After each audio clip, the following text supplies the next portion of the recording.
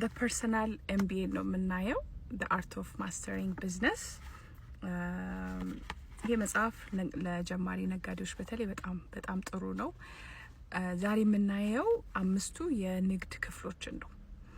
እነዚህ አምስቱን ክፍሎች በደንብ ከተረዳንና መተግበር ከቻለን በጣም ይቀልልናል። የንግድ ሂደታችን በጣም ይቀላል። ምንድናቸው? አንደኛ ምን ጀመረው ንግድ ዋጋ የሚሰጥ ወይም የሆነን ችግር የሚፈታ ምርት ወይ አገልግሎት ወይ ሁለቱንም ያጣመረ መሆን አለበት። እዚህ ቫልዩ መስጠት መቻል አለበት። ዋጋ ያለውን ነገር ለደንበኞቹ መስጠት መቻል አለበት።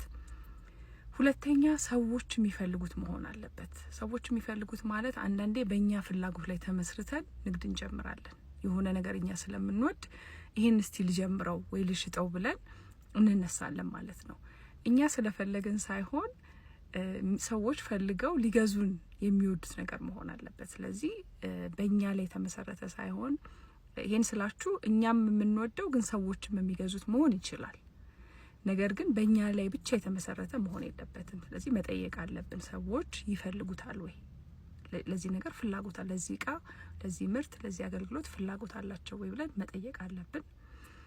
ሶስተኛ ይሄንን ምርት ወይ አገልግሎት ለመግዛት ፍላጎት አላቸው ወይ? አንዳንድ ልንሸጣቸው የምናስባቸው ነገሮች ይኖራሉ። ነገር ግን ሰዎች ፍላጎት ላይኖራቸው ይችላል፣ መግዛት ላይፈልጉ ይችላሉ። ያንን ነገር ዋጋ የሚሰጧቸው ነገሮች ምንድናቸው? ምናልባት ሌላ ጊዜ በደንብ እናያለን። ነገር ግን መጠየቅ አለብን። ይገዙናል ወይ? ገንዘባቸውን አውጥተው ለመግዛት ፍላጎት አላቸው ወይ የሚለውን መጠየቅ አለብን። አራተኛ በሚጠብቁት መልኩ ሳቲስፋይ በሚያረጋቸው መልኩ ይሄንን ምርት ወይ አገልግሎት መስጠት እንችላለን ወይ? ይሄ ማለት ምንድነው? ገጥሟችሁ ያውቃል? የተለያዩ የንግድ ቦታዎች ሄዳችሁ ከጠበቃችሁት በታች ሆኖ ያውቃል? ደንበኛው በሚጠብቀው በኤክስፔክቴሽኑ ልክ መስጠት እንችላለን ወይ ብለን መጠየቅ አለብን። አምስተኛው ይሄ ንግድ ትርፋማ መሆን ይችላል ወይ? ትርፍ ሊያመጣልን ይችላል ወይ የሚለውንም ጥያቄ መመለስ አለብን። ይሄ ማለት ምንድነው? አሁኑኑ ገንዘብ ላይ ያመጣ ይችላል፣ አሁኑኑ ትርፋማ ላይሆን ይችላል። አንዳንድ ንግዶች 6 ወር ሊፈጁ፣ 1 አመት ሊፈጁ፣ ከዛም በላይ ሊፈጁ ይችላሉ። ስለዚህ ምን ያህል ጊዜ ነው የምጠብቀው ካለ ትርፍ እስከዛ የመጠበቅ አቅም አለኝ ወይ የሚለውን መጠየቅ አለብን። ግን በአጠቃላይ ትርፋማ መሆን ይችላል ወይ? በቂ ትርፍ ማምጣት ይችላል ወይ? ስለዚህ ራሱን ሰስቴን አድርጎ መቆየት እንዲችል በቂ ትርፍ መስጠት ይችላል ወይ የሚለውን መጠየቅ አለብን። እነዚህ 5 ጥያቄዎች አንዴ ጠይቀን የምንተዋቸው አይደሉም። ስንጀምር እንጠይቃለን። ከጀመርን በኋላ እየሰራንም አሁንም ንግድ ላይ ያለን ሰዎች እኔንም ጨምሮ ሁሌ የምጠይቀው ነገር ነው። 5 የዘረዘርናቸው ነገሮች ሲተገበሩ ሁሌ እየተማርንባቸው እያሻሻልን እያስተካከልን የምንሄዳቸው ነገሮች ስለሆኑ ተጠይቀው የሚተው ወይም ተሞክረው የሚተው አይደሉም። ስለዚህ አንድ ንግድ እነዚህን ሁሉ ካላሟላ ንግድ ነው መባል አይችልም። ለምሳሌ ሸጠን ገንዘብ ማግኘት ካልቻለን በቃ የኛ ሆቢያችን ነው እንጂ እንደ ንግድ መቆጠር አይችልም።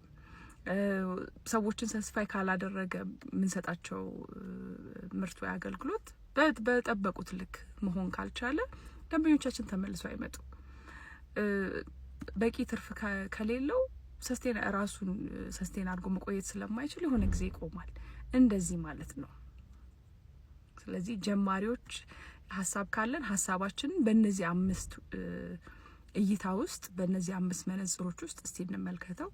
እየሰራን ያለንም ደግሞ ስራችን ላይ እነዚህ አምስቱም ክፍሎች በደንብ በትክክል እየሄዱ ናቸው ወይ? ምን ጋር ቢሻሻል ጥሩ ነው፣ ምን ጋር ድክመት አለ የሚለውን ብንመለከተው ጥሩ ነው። ግልጽ ያልሆኑ ነገሮች ካሉ ወይም ጥያቄ ካላችሁ ኮሜንት ሴክሽን ላይ አስቀምጡልኝ።